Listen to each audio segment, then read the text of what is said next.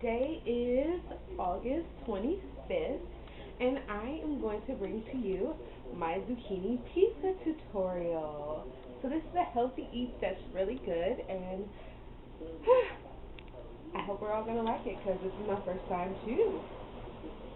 Okay, so items you'll need, we're starting with our produce. Here I have 2 small yellow onions. These I'm actually going to use in my sauce because I'm making homemade sauce. Not everyone has to make homemade sauce, but I prefer it, and it also helps you control the calorie content. Also, zucchini. Can't have zucchini pizza without zucchini. Preferably you would like to get them bigger than this. However, I couldn't find any, so this is what I'm working with. Bell pepper, beautiful bell pepper. Mushroom. These are actually for pizza toppings. So bell pepper, onion, mushrooms, red onions. I love red onions on top of pizza. Then just to bring you some more of my toppings, banana peppers because I love them. Olives. Yes, olives. If you like. I am actually, to make it healthier, doing turkey pepperoni. Yum, yum, yum again. I have some Italian blend of shredded cheese.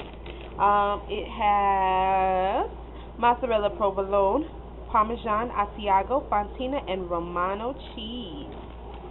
So that's my blend. And then I'm going to take you over here for the sauce stuff. So I'm actually using a can of tomato sauce. Please note, no salt added. A can of tomato paste. Well, 2 cans of tomato sauce. Can of tomato paste, and then to season my sauce to make it all yummy, sea salt, cracked black pepper. It's actually organic, yay! Crushed red pepper flakes because I like a little heat, basil, onion powder, garlic powder, and oregano. And for me, just to help balance out the heat and the salt, I use a little bit of brown sugar. You can always use it to substitute your basil and your oregano. You can do like an Italian blend as well, or just season it how you prefer your sauce to be seasoned. But so first things first, we want to get our zucchini prepped because we actually have to draw some of the water out of our zucchini. So let me show you how we do that. Alright. Okay, so we want to start with a cutting board and need a knife. I'm using my huge one here. And to wash the zucchini. So your first step is actually going to be to cut off the end here. Can you tell I'm doing it with one hand? And to cut off the other end here. This is one of those times that you really need a cameraman, but I can do without. And you're actually going to cut it lengthwise, so like this. And let me see. Sorry, trying to adjust the camera to figure out how to do this. Okay, so I'm going to cut lengthwise.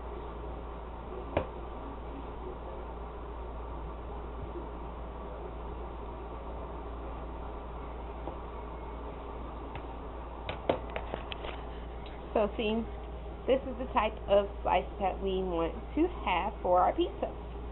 And you're just going to continue to do that for the remainder of your zucchini. Okay, so what I've done is continue to finish slicing mine, and so they're about that thick, so a little thickness so they have some sturdiness to them. The one thing about it is that the zucchini are full of water, so what you want to do is actually salt the zucchini. Okay, so that is the next step, and that will actually pull the water up and allow it to bead, and then you'll kind of wipe it off. Okay, so just one moment. So this is probably done better with table salt, but unfortunately I don't use table salt, so I'm actually going to grind some salt over this. Just a sprinkling. I'll zoom in. They're very small, just slightly. You're not trying to salt to season or anything. You are just trying to salt it to bring out some of the water. So as that occurs, I will show you guys.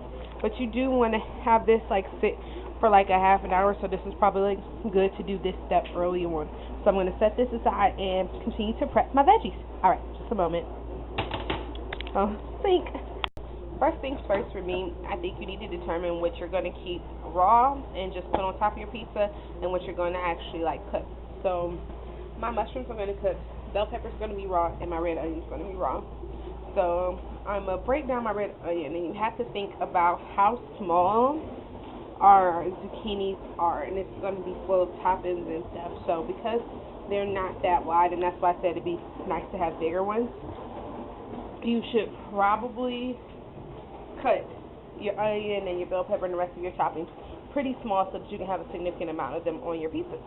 Alright, so I'm about to start chopping. And I'm just dicing them. So I'm starting with long cuts this way, continue down, and then I'll go back this direction, and then make more cuts to make little small chunks. So here's my onions so far. One little tip, I actually keep my onions in my refrigerator, and so as you can see, because of the layers of the onions and the way I cut it, I have chunks about this big, which to me are perfect, and I'll actually show you this in comparison if you set it on top of that. I think that's perfect. But I keep mine in the refrigerator, so it's more likely to it's less likely to make you tear up as you are cutting them. And as you can see, I probably have way more onions than I'll need for my pizzas. But a good thing for these is that you can use them in egg muffins, which I'll probably make on the next one. Alright. Okay, so I actually forgot to show me breaking down the bell pepper, but here is me just doing a rough chop, just a nice chunk of the bell pepper. I know I don't have the best cutting skills, but hey, it gets the job done. So, and like I said, if it's more than you use, you can always use them already pre-cut up for something. And I also forgot to show some more ingredients. I also use already ready to use chopped garlic and extra virgin olive oil.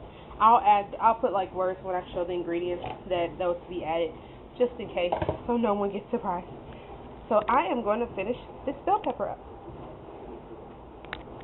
So for the onion in my sauce, I actually want it to be very finely diced. So I'm going to show you how I cut that up. By making vertical slices, and then I'll do horizontal. I've done the slices, and then you actually are going to turn it on its side and slice. So you want your onions to be really fine, okay? And then it's time to start your sauce. And just so you know, I've actually chopped the bell pepper and red onions and just put them in a container set aside. Okay, to start, I've coated my saucepan here with extra virgin olive oil. I'm going to see if I can tilt this so you can see there is some oil in there. Alright, and then you're going to throw in your garlic and your onions. So there are my garlic and my onions, and I'm going to let them sweat in this olive oil. Yes, I'm also using garlic and onion powder, but sometimes it ain't nothing like the real thing, and you just need to have some real onions and garlic in there too. Just really enhances the flavor. Remember, you're starting from a blank canvas. Okay, so once they start breaking down and you can start to smell your onions and your garlic, so a couple minutes or so in that hot oil, you want to pour in your sauce. And you're actually going to turn down your eye as well.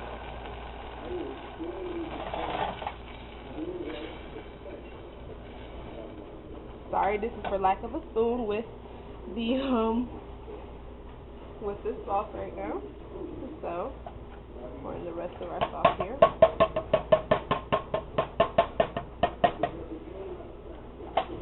Okay, so just a moment. So off camera, I actually added in my tomato paste, and that's why I'm using this whisk to kind of work it in. I used half of the can, and this helps thicken up your sauce. You do want to start gradually. You don't want to throw the whole can in there because you may not actually need it.